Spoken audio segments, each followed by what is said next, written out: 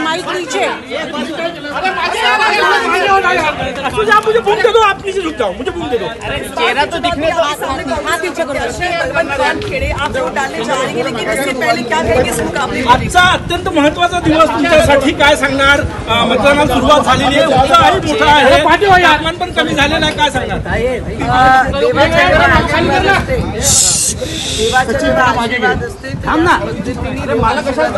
भाऊ आता हनुमान चालीसाचं पठण थोडं मागे आणि ते केल्यानंतर मी घरातून बाहेर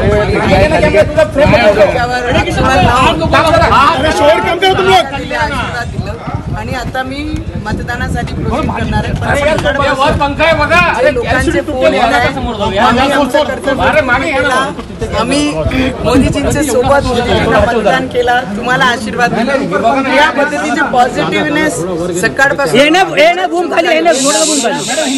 हिंदी में बताइए आपने। मला असं वाटतं की बेस्ट आहे आणि माझी अमरावतीची जनता एक सूनला आणि ज्या पद्धतीने म्हणून 5 वर्ष काम केला त्याच्यासोबत हे नक्की मला आशीर्वाद। हिंदी में पर बताइए आमच्या मैदान आमचे प्रधानमंत्री नरेंद्र मोदीजीच मैदान जिंकतील, कारण हा मतदान आमच्या देशाकरिता आहे, मोदीजींना तिसऱ्यांदा पंतप्रधान करीत आहे आणि देशाच्या हिताकरिता आहे, तर मैदान तर मोदीजीच जिंकतील। हिंदी में एक बार बताइए मोदी जी, हिंदी में एक बार बताइए। सारी नेशनल मीडिया का फ्रेम हुआ, आपने माँ का आशीर्वाद लिया, वोटिंग करने जा रही है, क्या अपेक्षाएं हैं? क्या बूम बना ये ना, बूम खाली के ना जरा यार। मैडम इधर देखिए, मैडम मुंह नहीं दिख रहा है उसका। मैडम इधर देखिए। मैं आपको इतनी बताऊं, आज हमारे अमरावती में दूसरे चरण का मतदान है और उसके लिए सुबह मैंने हनुमान चालीसा का पठन किया। खाली पिटिया घर के बड़े लोगों का सबका आशीर्वाद ब्लेसिंग लिया। हमारे यहाँ पे रिचुअल जो संस्कार संस्कृति हमारे महाराष्ट्र में चलती है, आरती उतारकर, माथे पे तिलक लगाकर, हाथ में दही शक्कर देकर फिर अच्छे कामों के लिए शुरुआत के लिए बाहर भेजा जाता है, वो सब और बड़ों का आशीर्वाद लिया। और उसके बाद आज अभी मैं बाहर निकली हूँ तो मुझे लगता है कि मेरी अमरावती की जनता इनको ये पता है कि ये मतदान देश के प्रति मतदान है और वो 100% अपनी बहू को और एक छोटी सी कार्यकर्ता माजी सैनिक की बेटी को आने वाले समय में और आज मतदान देकर आशीर्वाद जरूर दें। कोई चुनौती लगती है आपको, आपके सामने आपको कुछ चुनौती? मैं तो जितने भी उम्मीदवार हैं सभी को मन से बहुत बहुत शुभकामनाएं दूंगी।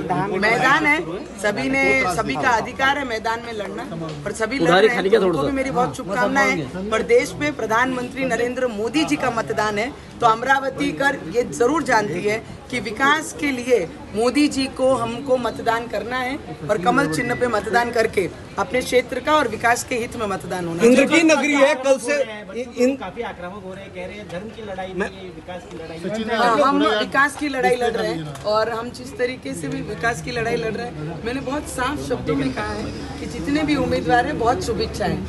कैसा होता है एक परिवार एक क्षेत्र में रहने के बाद सब हमारा परिवार होता है, पर हमारा देश हमको सबसे ज्यादा प्रिय है और देश के विकास के लिए देश को तीसरे नंबर पे विश्व में लाने के लिए मोदी जी फिर से एक बार तीसरी बार प्रधानमंत्री बनने के लिए हम सब उस दिशा में काम कर रहे हैं। और मेरी अमरावती कर जितने भी हैं उन्होंने पहले भी मुझे आशीर्वाद दिया एक बहू के रूप में और एक कार्यकर्ता के रूप में, और देश के प्रधानमंत्री के लिए तो सभी के चेहरे पे खिलता हुआ कमल आप आंखों में पढ़ सकते हैं। मेरी अमरावती में आज वो चित्र। आज हनुमान चालीसा पठन करके आप घर से बाहर निकले हो, क्या कहोगे? मुझे लगता है मैं हनुमान जी की भक्त हूँ और मुझे किसी को बताने की जरूरत नहीं है।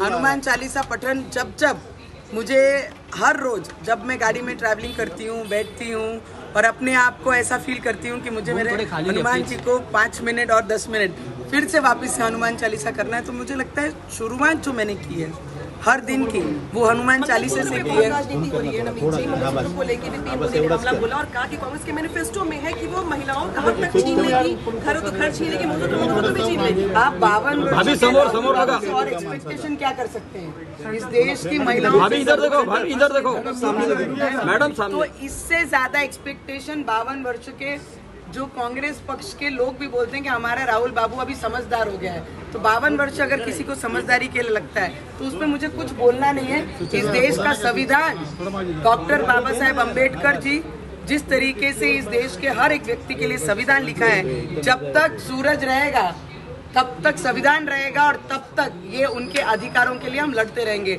ऐसे 52 वर्ष के समझदार के लिए अब और 50 साल लगेंगे कि इस देश की महिलाओं का सोना और संपत्ति छीनने के लिए। जेपी नड्डा कह रहे हैं कि कांग्रेस और इंडिया गठबंधन जो है वो हमारे SC ST और OBC लोगों का अधिकार मुस्लिम्स को देना चाहता है, ऐसा जेपी नड्डा ने अभी एक ट्वीट किया। मैं देखिए मेरी लड़ाई मैंने लड़ ली है।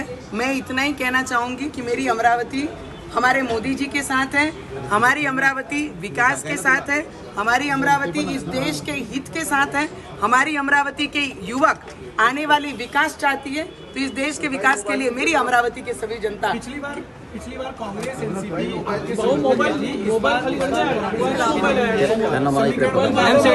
मुझे लगता है पक्ष कोई कितना भी अगेंस्ट खड़ा रहे, मतदार मेरे साथ है और उनका आशीर्वाद मेरे सर के ऊपर।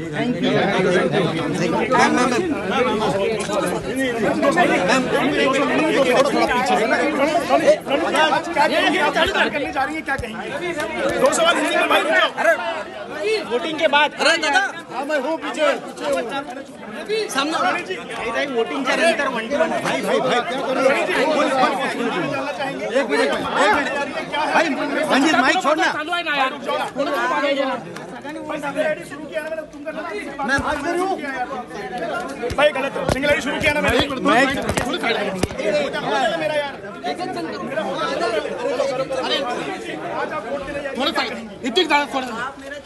सचिन मागे थे ना।